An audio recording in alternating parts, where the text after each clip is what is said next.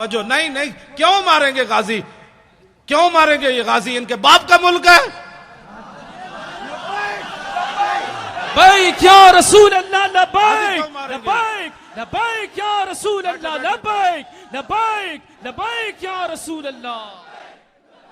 बैठे बैठे बात सुने, बात मैं खत्म करने लगा हूं, आपसे इतनी बातें है।